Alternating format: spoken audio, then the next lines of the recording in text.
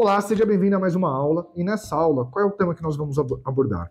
Você, como corretor, qual é o perfil do cliente que você vai trabalhar? Você vai trabalhar sobre gestão ou você vai trabalhar com captações abertas, tá? Eu, particularmente, confesso que eu sempre trabalhei com gestão. Eu nunca trabalhei no mercado tradicional, nunca trabalhei com captações abertas, tá? O que eu quero te ensinar aqui? O que eu quero passar para você? Trabalhar com gestão. Por quê? No meu entendimento, trabalhar com gestão, você tem um cheque pré-datado. Você tem muito mais pontos positivos do que pontos negativos. Vamos abordar esses pontos para ficar mais claro para você, tá bom? O que é captação aberta? Eu ia falar isso, não sei o que é gestão. O que é gestão e o que é captação aberta? Pode explicar. Captação aberta, basicamente, você tem um captador, ele coloca esses imóveis num banco de dados, você tem uma atração de compradores para esse banco de dados, e aí o seu foco de atuação é o comprador, e não de fato o vendedor, né? Trabalhar sob gestão, você monta um planejamento estratégico para o cliente vendedor. Então, o Guilherme, o João, o Francisco quer vender o imóvel dele. Eu vou sentar com o Guilherme, com o João, com o Francisco, vou montar um planejamento estratégico para vender o imóvel especificamente do Guilherme, ou do João, ou do Francisco. E não trabalhar o comprador, que seria o quê? Eu tenho um banco de dados com vários imóveis cadastrados dentro desse banco de dados, vem um comprador, o José, eu pego o José e apresento 10, 15, 20 imóveis para o José. Né? Então você vai ter uma especialização de captações abertas ou gestão e também um corretor que vai trabalhar os compradores. Eu particularmente gosto de trabalhar vendedores na característica de gestão. Por quê? Porque é um cheque pré-datado. É simples assim. Você vai ter um exercício, você vai ter um gasto energético muito menor a título de horas, mas a contrapartida disso é que você vai ter mais cobrança do cliente que está te contratando exclusivamente, especificamente para vender o imóvel dele. É muito mais inteligente isso. No sentido do quê? Quando eu tenho um imóvel e eu mapeio quem são os meus principais concorrentes, eu tenho capacidade de investimento em marketing, eu tenho capacidade de alavancar esse imóvel, basicamente é um cheque pré-datado. Eu não sei quando ele vai ser vendido, mas com a estratégia certa ele vai ser vendido. Tá? Então, basicamente é isso. Trabalhar captações abertas. Você não tem a preocupação de investir especificamente no imóvel, você geralmente não faz avaliação, você geralmente está focado em clientes compradores e não em clientes vendedores, e você tem um banco de dados massificado, em que a sua função é atrair compradores, pega esse comprador, apresenta tudo que está no seu banco de dados e torce para esse comprador escolher algum dos imóveis que você tem cadastrado. Quando você trabalha com gestão, resumidamente, o que é isso? Eu tenho uma estratégia eficiente para esse imóvel. Então, eu vou mapear os principais concorrentes, eu vou ter capacidade de investimento, financeiro, de marketing, de publicidade nesse imóvel e, obviamente, eu vou fazer a gestão da minha concorrência. Quando eu trabalho para o Guilherme, para o João ou para o Francisco, por eu ter um vínculo contratual com ele, me permite investir nesse imóvel, mas a contrapartida disso é que meu nível de exigência vai ser maior por parte do meu cliente. Tá?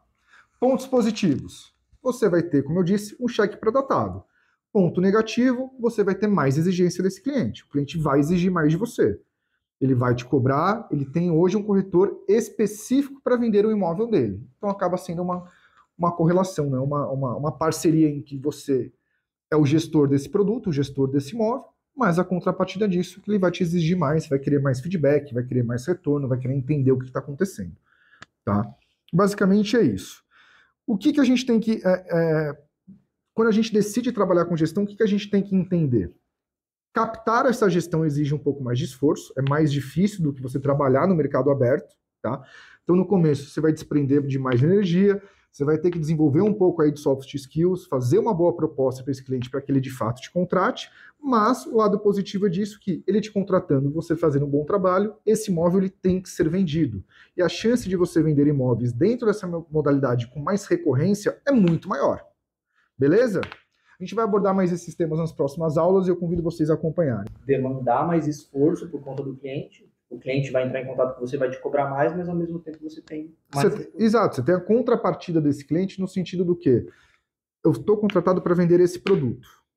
Esse produto está com a estratégia correta, está bem precificado e eu tenho condição de investimento, não tem por que ele não ser vendido. Não tem por que você não vender o imóvel quando ele tem esses 3 pilares. Preço, marketing de visibilidade e gestão da concorrência. O produto ele tem que ser vendido, o imóvel tem que ser vendido. Só o que acontece também, que pouca gente comenta, né? Trabalhar comprador ou trabalhar num sistema aberto, você tem um volume de horas muito maior. Por quê? Às vezes o comprador não sabe o que ele quer comprar, Maior parte das vezes o imóvel está fora de preço, não está bem precificado, não tem uma gestão, não tem visibilidade, você acaba tendo esse imóvel num banco de dados, não vende, e aí você, enfim, acaba não tendo uma rotatividade, uma série de rotatividade de vendas mesmo. Você não consegue vender com recorrência. A palavra é recorrência. Então eu sempre trabalhei com gestão, para mim faz muito mais sentido, eu já estou nesse mercado há 10 anos, mas no começo você vai ter um pouquinho mais de dificuldade, até porque você tem que desenvolver um pouco as suas soft skills, fazer uma boa proposta para o seu cliente, mostrar para ele os pontos, os seus pontos diferentes, né? O que você vai abordar para vender esse imóvel, e com certeza aí, você desenvolvendo isso, você vai ter um bom retorno. Qual é o maior desafio de convencer o cliente para trabalhar com gestão? Eu não digo que o maior, na verdade, no meu ponto de vista, não é que é o maior desafio, né? Você tem que mudar um pouco a sua mentalidade. Quando você